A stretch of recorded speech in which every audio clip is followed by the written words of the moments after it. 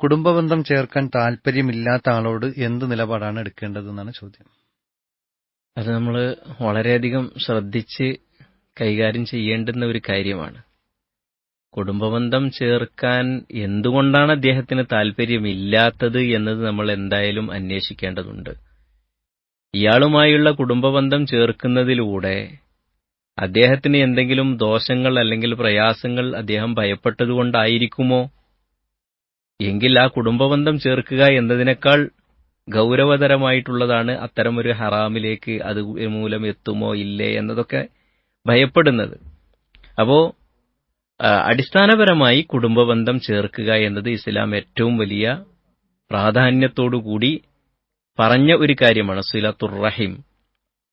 അല്ലാഹു സുബ്ഹാനഹു വ തആലയുടെ റഹ്മാൻ എന്ന പേരിൽ നിന്നാണ് കുടുംബബന്ധത്തിന്, രക്തബന്ധത്തിന് റഹിം എന്ന പേര് വന്നത് എന്ന് റസൂലുള്ളാഹി സ്വല്ലല്ലാഹു അലൈഹി വസല്ലം നമുക്ക് പഠിപ്പിച്ചു തന്നിട്ടുണ്ട്.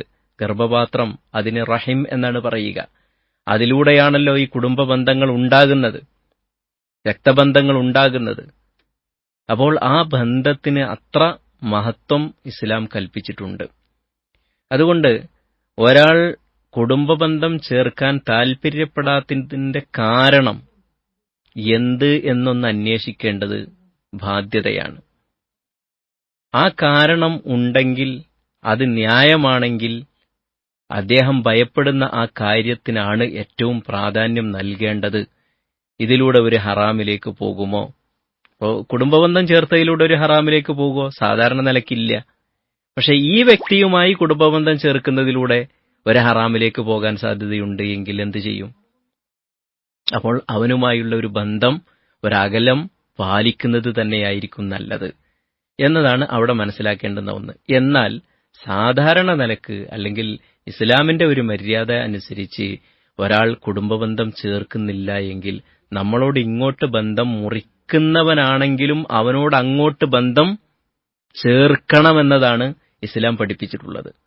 നബി സല്ലല്ലാഹു അലൈഹി വസല്ലം പറഞ്ഞു, ലൈസൽ വാസിലു അൽ മുകാഫി.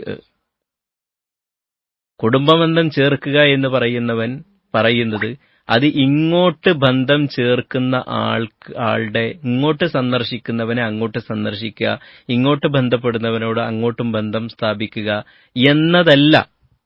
ഇങ്ങോട്ട് വല്ല ഹദിയയും നൽകുന്നവർക്ക് തിരിച്ചങ്ങോട്ട് ഹദിയ കൊടുക്കുക, ഇങ്ങോട്ട് സംസാരിക്കുന്നവരോട് അങ്ങോട്ട് സംസാരിക്കുക, ഇതല്ല യഥാർത്ഥത്തിൽ കുടുംബബന്ധം ചേർക്കുക എന്ന് പറയുന്നത്. വലാകിന്നൽ വാസിൽ, യഥാർത്ഥ കുടുംബബന്ധം ചേർക്കുന്നവർ ഇദാ ഖതഅ വസലഹ, അത് മുറിഞ്ഞു പോയിട്ടുണ്ടെങ്കിൽ, ബന്ധങ്ങൾ മുറിഞ്ഞു പോയിട്ടുണ്ടെങ്കിൽ ആ ബന്ധം ചേർക്കുന്നതാണ്.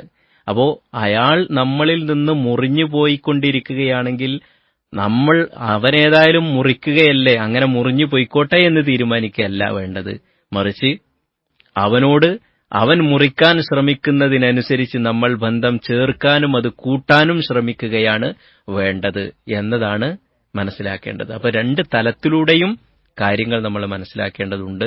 ബന്ധം ചേർക്കുന്നതിലൂടെയാണ് നന്മ എങ്കിൽ ആ ബന്ധം ചേർക്കുക തന്നെ വേണം.